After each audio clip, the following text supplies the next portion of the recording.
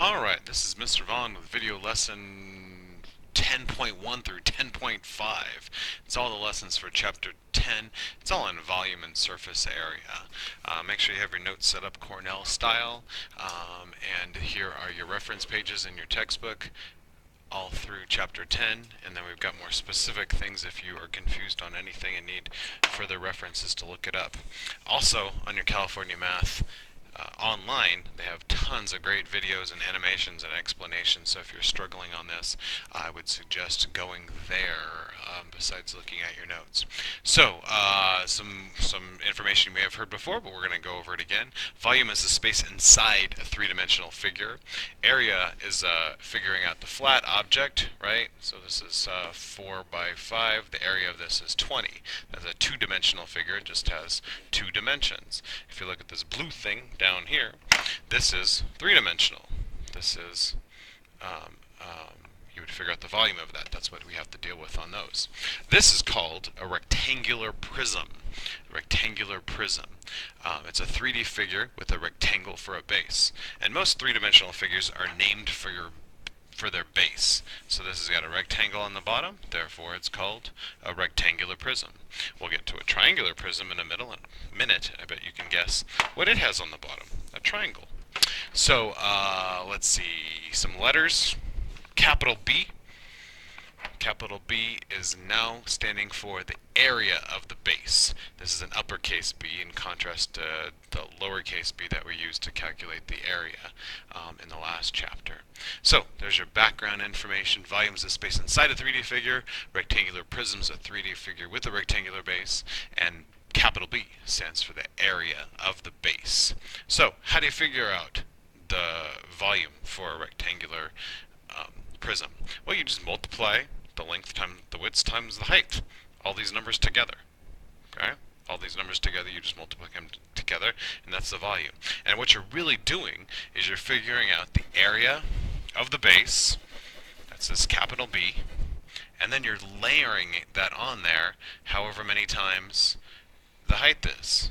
So 10 times 4 is 40, so the area of the base is 40, and we have that 6 more times going up this direction. So 40 times 6 is 240. So it's just layering, filling up that picture of fish tank, filling up from the bottom up. So they have it written volume equals base, area of the base, times height. So that would be the area of the base is 10 times 4, right? That's the base, or length times width in this case. And then the height is 6. And you just multiply it out.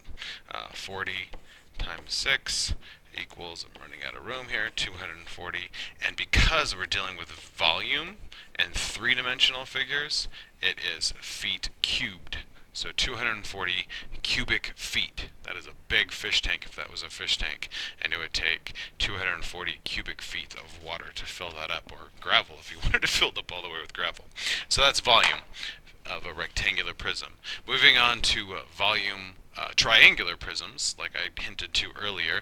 Triangular prisms are 3D objects with a triangle for a base. Now you might be looking at this object here and saying, this is the bottom, this is the base, and that is not a triangle. Why are you calling it that? Why are you calling it a triangular prism if it's got a rectangle for the bottom? Because it's got a triangle. Well, you know these objects can rotate too, right? I can take this and rotate it around. Now that's on the bottom. So it doesn't really matter what side it's on. You have to look at the object as a whole. And it's called a triangular prism because it's got a triangle on this side, and then on the opposite side it has congruent, which means they're the same sizes, triangle on the other side, connected by these lines. You saw the same thing in the triangular prism up there. It's got the sides are the same. I pulled up some examples for you to look at here. Give you a little bit because it's hard to get a visual of this sometimes. The first example here, that's like we were just looking at right here, and then you turn it around, and now this is the base. Okay, it's got a triangle on both sides connected by straight lines. A roof would be an example of a triangular prism. A tent, got a triangle on this side, triangle on this side, straight lines connecting it. That's a triangular prism. Here's another triangular prism. Got the base right there, and another triangle on that side, and they're connected by straight lines. These ones that I already crossed out are not triangular prisms. This first one does have a triangle on the bottom, but it doesn't have another triangle on the other side. It's not connected with straight lines. They come together to a vertex right there, right? It comes together like that. So that is not a triangular prism. You won't figure out the volume of that, I think, until 8th grade. And this one has a rectangle on the bottom, but it again comes together at a point, so it is not a triangular prism. And we're figuring out the volume. This is a good one for me to show you right here. You figure out the area of the base. That's what they're calling the capital B. You figure out the area of the base, and you're just repeating that all the way up. I won't be able to color this all the way, but you're just repeating that all the way up. So you find the area of the base, and you multiply it times the height, times how many times that base happens to, picture a lot of these triangles. I wish I had more graphics. Triangles layered on top of each other to fill up this object. That is what you're doing with the volume. So let's get back to the formula. Formula is volume equals the area of the base times the height, the same as the rectangular prism, right? So first, you have to figure out the area of the base. So what's the area of the base? 1/2 the small base, right? Small b times the height. That's this right here, the base times the height, okay? And then times the height of the whole prism times height again. So then it's a matter of plugging it in. 1/2 the base times the height of this triangle. So now this part right here is just, I'll put it in parentheses. This part right here is figuring out the area of the base, and then we multiply that times the height. So we want to make this easy on ourselves. So we'll go 24 times 12, 12 times 12, and I ran out of room, so I'll write it back up here. The volume equals 144, what was the unit? Centimeters cubed, right, to the 3rd power, because we're dealing with volume in 3 dimensions. So that's volume. The area of the base times the height.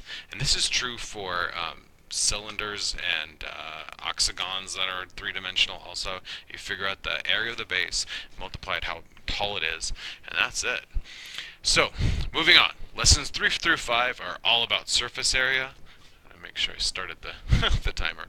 Are all about surface area of different objects, and they all have the same formula for finding the surface area. So, first off, what is surface area? It's the sum of the areas of all of the outside surfaces. Okay, so you're figuring out the area for all the stuff on the outside. So picture like a cereal box, and you want to paint it. How much paint do you need, or how much area do you have to cover? You figure out the area of all the different sizes and add them together. So here are the steps to finding this. Unfold the object mentally. So here we have a rectangular prism, also a cube because it's all the same size shapes, and then you unfold it. Sorry, the phone is doing funny things behind me here. I'll try to ignore it and keep on going. So where was I? We have this, and then unfold it mentally. So picture that shoebox or that dice or whatever, and all the different sides. And you have a front and a back. That's here, a front and a back. You have a left and a right. You have a top and you have a bottom. So 1, 2, 3, 4, 5, 6 sides, and we have 1, 2, 3, 4, 5, 6 things over here when you unfold it. And I'll show you a short video in a second that makes this work. I think the band room has their phone on and don't know it. They're broadcasting to the whole school. Alright, hopefully you can't hear that. I will try to ignore the, they're playing the Star Spangled Banner in the background. So you unfold it, and it's just laborious. There's that great word again, but it has to be done. You figure out the area for all those things and add it together. It's the same thing whatever shape it is. So here we have a pyramid, right? It's got a rectangle on the bottom, or square on the bottom, and then it goes up to the side. This is it unfolded. This is the base, and here's all the triangles on the outside, and all you do is you figure out the area for all of those sides and add them together, no matter what the shape is. That's why I clustered lessons 3 through 5 all together. So let's do an example, and then I'll show you a video and hopefully put it all together for you. So this object we are going to say is 5, we'll go inches by 5 inches, and then each of these triangles, where did I put my triangles? Oh, there it is right there, is 6 inches high. So this part right here is 6 inches. Okay, so if you take all these in pieces, what I highly would recommend, if you have a piece of paper in front of you when you're working on stuff like this, write it on each of the objects. If you're doing it on a computer test or Alex or something, get a scratch piece of paper and jot this out. It's a lot easier. So we'll try to color code it here. So the base of this is 5 by 5. You got that? This is at 5 by 5. So that's 25, right? We'll switch over to red. I just figured out the area of the base. Now we have 4 different triangles, right? 4 different triangles. All we have to do is figure out the area of one of them and multiply it times 4. So this triangle, I'll write it over here so you can see it a little bit better, is 5 for the base, and it goes up 6. So to figure out the area of that is 1/2, oops, not equals, 1/2 base times height, so that's 1/2 times 5 times 6. I don't want to find half of 5, so I'm going to multiply the 5 and the 6 together first, and we'll get 15. So each of these has an area of 15. Okay, and then you add all of those together.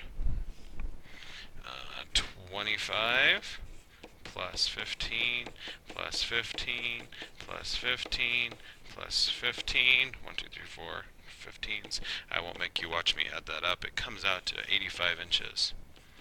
And surface area is to the second power because it's area. We're not looking at the space inside, we're just looking at the two-dimensional space. So unfold the object mentally, find the area of all the sides, and then add them together.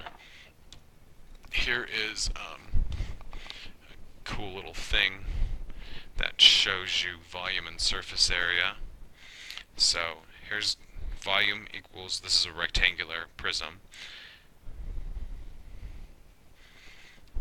So that's 3-dimensional right there. Now they're going to unfold it, showing you the surface area of it. And so it has the blue one on the front and the back. It's got 2 of those. Green, I think, were the other sides, and the reds were the other sides, 2 of those. So to find, it's not letting me pause it. Anyway, to find it, you add those all together. I'm also going to skip ahead and show you the triangular prism. We'll come up to, you don't have to do cylinder until later on. So volume equals the area of the base. There it is, spread across there. 1/2 the base times the height. So you figure out the area of the base and multiply it, and then there it is unfolded for you to see what surface area would be. There, 1, 2, 3, 4, 5. There's 5 sides on this object, right? There are 6 with the rectangular prism, but only 5 with the right triangular prism. All right. Well, I hope that helped some, and copy down those notes, and we'll be practicing more in class.